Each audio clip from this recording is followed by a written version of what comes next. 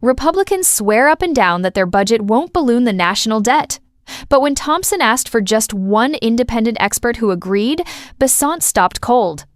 This is the moment they hoped would never make it on camera. You know, the economic outlook of the United States has soured a bit since President Trump assumed office. We've gone from record lows in unemployment, historic growth, and lowering inflation to unprecedented trade wars, volatile markets, and low consumer sentiment. And for the record, Mr. Chairman, I would like to enter surveys from consumers from the University of Michigan, a trade war impacting the shipping economy, and the OECD article on the downward turn in economic turn in the U.S. Without objection. Thank you. This is only made worse by the Republicans' big, ugly bill and the administration's proposed budget. I have a few items I want to raise with you, Mr. Secretary, but given our limited time, I want to focus on the projected impact of the reconciliation legislation.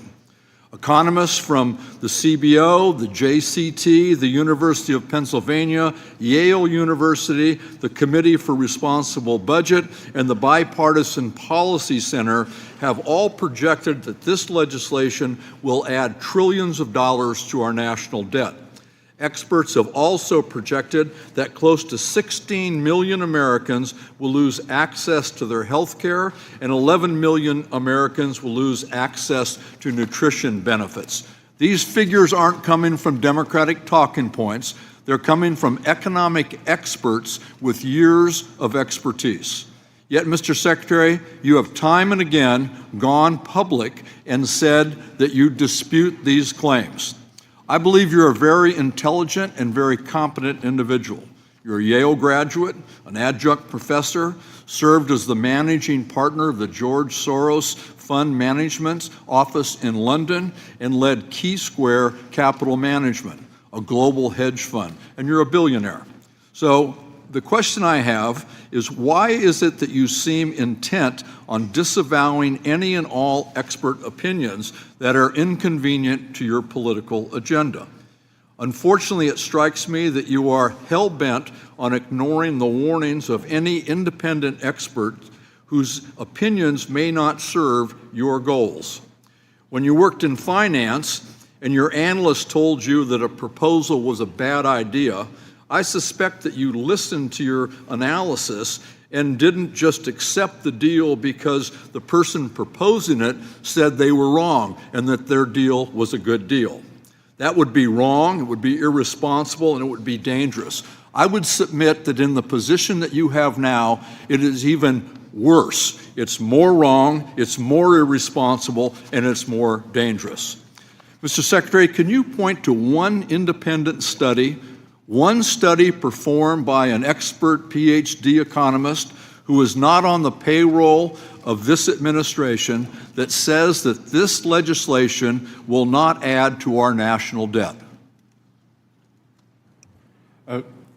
Well, Congressman, Yes or no? Can you point to one? if we want to look at the CBO, which No, I'm asking you, is there an independent expert that you can point to that says that this bill will not add to our national debt? Yes or no? Yes. There is? Yes. What are they? Art Laffer. Pardon me? Art Laffer. Art Laffer? Great. That I don't think that one counts. Mr. Secretary, did the 2001 Bush tax cuts add to our debt? Sorry? Did the 2001 Bush tax cuts add to our debt? Yes or no? Again, Congressman. Yes or no? I think it's important to look at framing here. Okay, I'm reclaiming my time. It's clear that you're not going to answer the questions that are asked.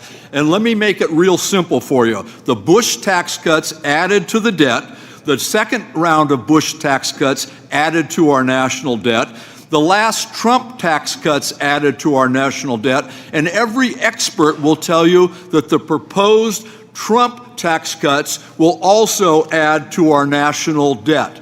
That is the honest answer, and I would have expected you could have just given us a yes or no on whether or not these preposterous tax cuts that will benefit clearly the most wealthy people, the people who don't need a tax cut in this environment, will add to our national debt. This is bad public policy, it's bad for the American taxpayers, it's bad for our economy, and it's atrocious for our future in regard to the national debt, and I yield back. Republican leaders have been promoting their new budget plan, and one of their biggest talking points is that it won't add trillions of dollars to the national debt. They've repeated this line again and again, saying their numbers add up and that critics are exaggerating the impact. But during a recent hearing, something important happened. Representative Thompson asked a very straightforward question. Can you name even one independent expert who agrees with your claim? Not a partisan source, not someone inside the party, just one neutral economist or budget analyst who supports the idea that this plan won't explode the debt.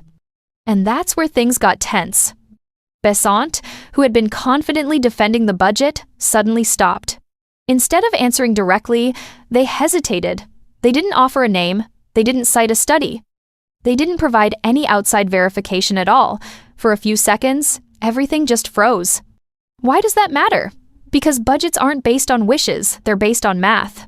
If a major policy claim can't be backed by a single independent expert, that raises real questions about credibility.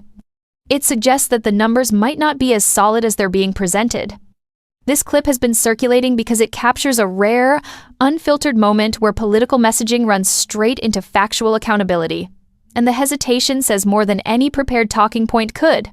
So when people are sharing this and saying, this is the clip they don't want you to see, it's because it highlights something simple but powerful. If a claim is true, it should be easy to back up.